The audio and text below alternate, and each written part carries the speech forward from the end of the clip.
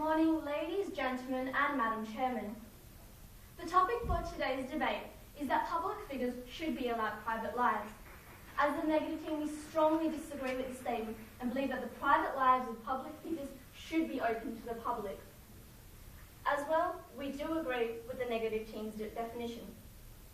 Today, I will talk to you about how the public and private lives of public figures are intertwined and in turn affect each other, as well as how the publicity public figures receive is what makes them famous. Our second speaker will speak to you about how knowing the private lives of public figures will reveal their true character and minimises their own ability to hide corruption. Firstly, I'd like to point out a few flaws in the opposition's argument. The first speaker of the negative team said, "Why should fame have any influence on how they're treated?" This is wrong because this is the price of fame. The mere cause of fame, this is the price of fame. Having the choice of putting yourself on the line in the public spotlight, this is the price of the media delving into your own private life. They should not be treated differently. Of course they should be treated differently. These are public figures. These are our idols. These are the people who we look for guidance, politicians, sports figures, celebrities of the latest movie. The first speaker also said that they can choose. They do not deserve to be watched constantly. This is wrong because, as I will expand on in my second point, you can't turn the media on and off like a tap, making sure that they don't delve any further if you put just a little piece of your private life on the line.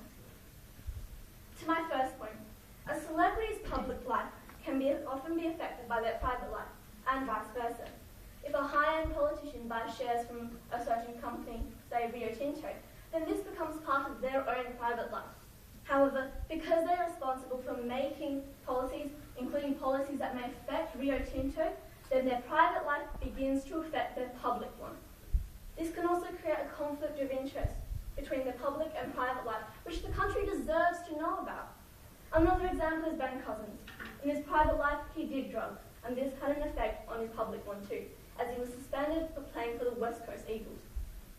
Celebrities' public life often affect the general public, and in turn, their private lives do too. Anything that affects the country should be known to its citizens, that can be scrutinised against. As our second speaker will expand upon, President Mitterrand of France hid his own cancer from the French electorate for a number of years. So is this classed as a public or a private matter? On one hand, the cancer was part of his private life, but on the other, it affected his own ability to run the country, so it becomes a public matter. When John McCain was a presidential candidate, because of his age, many people wanted to know about his health and whether it would fail him. Many people were happy to vote for McCain, but did not want him to die or become seriously ill during his 6-year term and leave Sarah Palin to run the country.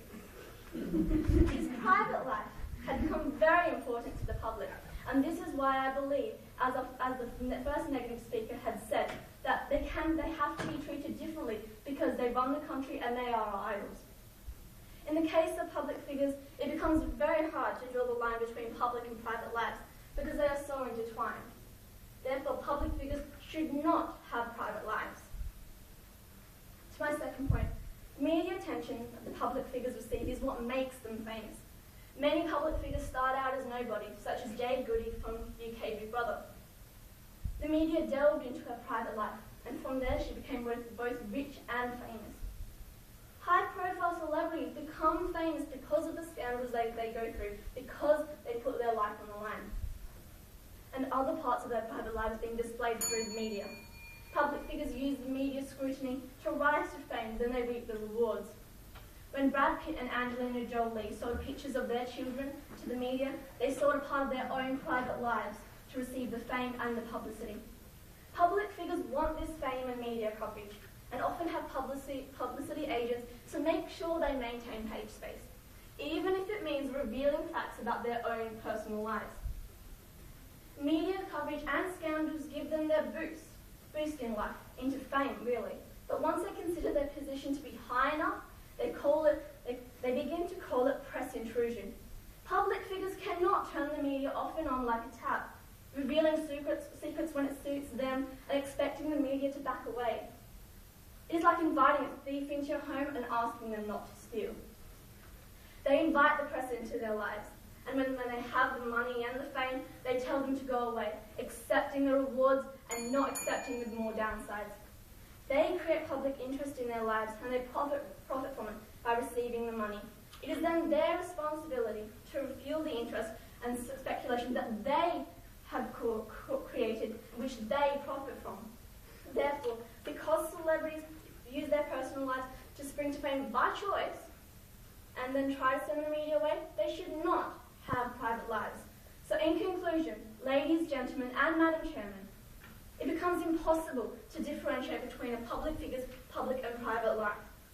And because they use this advertisement to spring to fame by choice, they should not have private